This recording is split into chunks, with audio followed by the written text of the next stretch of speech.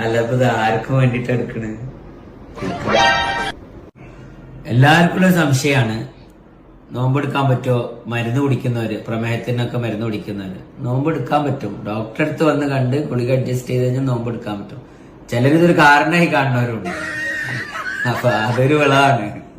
മതങ്ങളിൽ പോലും ഫാസ്റ്റിംഗ് ഉണ്ടല്ലോ, റിലീജിയസ് ഫാസ്റ്റിംഗ് എല്ലാ മതങ്ങളിലും ഉണ്ട്. ഇപ്പൊ മുസ്ലിം മതത്തിലുണ്ട്, അവരൊരു മാസം അവർ കൃത്യമായിട്ട് അവര് ശരിക്കും അതൊരു ഇന്റർമീഡിയറ്റ് ഫാസ്റ്റിംഗ് പോലെയാണ്. കറക്റ്റ്, അതൊരു ഗംഭീര പ്രാക്ടീസ് ആണ്. ഞാൻ എന്റെ എല്ലാ മുസ്ലിം ഫ്രണ്ട്സിനും ഏറ്റവും ബ്യൂട്ടിഫുൾ പ്രാക്ടീസ് ആണ്. പക്ഷെ അൺഫോർച്ചുനേറ്റ്ലി എന്താ സംഭവിക്കുന്നത് വെച്ചാൽ വൈകിട്ട് നോമ്പ് തുറക്കുമ്പം ഈ പറയുന്ന ഫ്രൈഡ് മറ്റേ ബജ്ജി, ഫ്രൈഡ് വടയും പൊറോട്ടയും ബീഫും എല്ലാം കഴിച്ചിട്ട് ഈ 1 മന്തിന്റെ ഗുണം അവരെവിടെയൊക്കെ, അതിനപ്പുറം അവർ ആ 1 മന്തിൽ ഹെൽത്തി ആയിട്ടുള്ള ഭക്ഷണമാണ് കഴിക്കുന്നത്. ഇപ്പോൾ ഈ റംസാൻ വ്രതം നടന്നുകൊണ്ടിരിക്കുകയാണല്ലോ, റംസാൻ നോയമ്പ് നടന്നുകൊണ്ടിരിക്കുകയാണ്. അപ്പോൾ ഈ സമയത്ത് നമ്മുടെ ഈ ഡോക്ടർമാരായിട്ടുള്ള സുഹൃത്തുക്കൾ, ആരോഗ്യ പ്രവർത്തകരായിട്ടുള്ള ആളുകൾ, ചില നാച്ചുറോപ്പതികളൊക്കെ ഈ നൊയമ്പിനെ, റംസാൻ നൊയമ്പിനെ ഗ്ലോറിഫൈ ചെയ്ത് പൊക്കിയടിച്ച് വീഡിയോസ് ഒക്കെ ചെയ്യൽ സാധാരണയാണ്. അത്തരത്തിലുള്ള ഒരു 2 വീഡിയോസാണ് നമ്മളിവിടെ കണ്ടത്. ഇതിൽ ആദ്യത്തെ വീഡിയോയിൽ ഒരു ഡോക്ടറാണ്. ആ ഡോക്ടർ നോമ്പ് എടുക്കാതെ നിൽക്കുന്ന ഒരാളെ നോമ്പ് എടുക്കാൻ പ്രേരിപ്പിക്കുകയാണ്. അപ്പോൾ ചെറിയ അസുഖങ്ങളൊന്നും ഉണ്ടെങ്കിൽ നോമ്പ് എടുക്കാതിരിക്കേണ്ട ആവശ്യമില്ല, ഗുളികയൊക്കെ ഒന്ന് മാറ്റിയാൽ മതി എന്നാണ് ഈ ഡോക്ടർ പറയുന്നത്. അതേപോലെ മറ്റേ വീഡിയോയിൽ ഒരു നാച്ചുറോപ്പതാണ് തോന്നുന്നത്. നാച്ചുറോപ്പത് പറഞ്ഞാൽ വളരെ അടിപൊളിയായിട്ടുള്ള ഒരു ഫാസ്റ്റിംഗ് ആണ് ഈ റംസാൻ ഫാസ്റ്റിംഗ്. ആകെയുള്ള പ്രശ്നം എന്താ വെച്ചാൽ ഒരു 2 മണി എന്താണ് പറയുക, വൈകുന്നേരം വരെ പട്ടിണി കിടന്നിട്ട് രാത്രി കൂടുതൽ ഭക്ഷണം കഴിക്കുന്നത് മാത്രമാണ് അതിലുള്ള ഒരു പ്രശ്നം എന്നാണ് ഇയാൾ പറയുന്നത്. സത്യത്തിൽ ഇതേപോലെയുള്ള ഇത്ര ഗ്ലോറിഫൈ ചെയ്യേണ്ട ഒന്നാണോ ഈ റംസാനിലെ ഫാസ്റ്റിംഗ് എന്ന് പറഞ്ഞാൽ?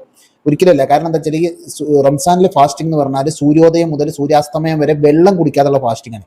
അപ്പോൾ എനിക്ക് ഈ ഡോക്ടർമാരായ സുഹൃത്തുക്കളോടും ഈ ആരോഗ്യ പ്രവർത്തകരോടൊക്കെ ചോദിക്കാനുള്ളത്, വെള്ളം കുടിക്കാതെ 12 മണിക്കൂർ നിന്ന് കഴിഞ്ഞാൽ അത് ആരോഗ്യത്തിന് നല്ലതാണെന്ന് നിങ്ങൾ ഏത് ശാസ്ത്രത്തിലാണ് പഠിച്ചത്?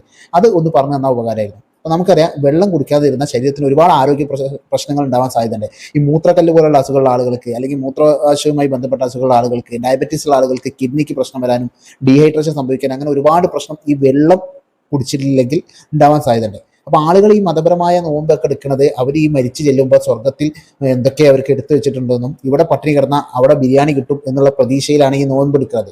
അത് സത്യത്തിൽ ആരോഗ്യത്തിന് പ്രശ്നം ഉണ്ടാക്കുന്ന സാധനമാണ്. അപ്പോൾ ദയവായിട്ട് ഇത്തരം കാര്യങ്ങളൊക്കെ നിങ്ങൾ പ്രോത്സാഹിപ്പിക്കാതിരിക്കുക. അപ്പം നിങ്ങളുടെ കച്ചവടത്തിനൊക്കെ ബാധിക്കും എന്നുള്ളത് കൊണ്ട് നിങ്ങൾക്ക് ചിലപ്പോൾ ഇതിനെക്കുറിച്ച് ഇതിൻ്റെ യഥാർത്ഥ വശങ്ങൾ പറഞ്ഞു കൊടുക്കാൻ നിങ്ങൾക്ക് പേടിയുണ്ടായിരിക്കും. ഇതിൻ്റെ അങ്ങനെ പറഞ്ഞു കൊടുക്കാതിരുന്നാലും വേണ്ടില്ല, പക്ഷെ നിങ്ങൾ ഇതിനെ ഗ്ലോറിഫൈ ചെയ്തിട്ട് ആളുകൾ ഇതിന് എന്താ പറയുക, ഇത്തരം ഈ വ്രതങ്ങളെയൊക്കെ ഗ്ലോറിഫൈ ചെയ്തിട്ട് ആളുകളെ കൂടുതൽ ഇതിലേക്ക് അടുപ്പിക്കരുത്. അത് ആളുകളുടെ ആരോഗ്യത്തിന് പ്രശ്നം ഉണ്ടാക്കുന്ന സംഭവങ്ങളാണ്. ആരെങ്കിലുമൊക്കെ ആരും കാണാതെ കുറച്ച് വെള്ളം കുടിച്ചിട്ട് കള്ളത്തിലൊക്കെ കാണിച്ച് ഇതിന് രക്ഷപ്പെടാൻ വെച്ചാൽ രക്ഷപ്പെട്ടു പോകട്ടെ. ഇത് ഗ്ലോറിഫൈ ചെയ്തുകൊണ്ട് ആളുകളെ വീണ്ടും ഇതിലേക്ക് അടുപ്പിക്കരുത് എന്നാണ് ഇത്തരക്കാരോട് എനിക്ക് പറയാൻ കഴിയും.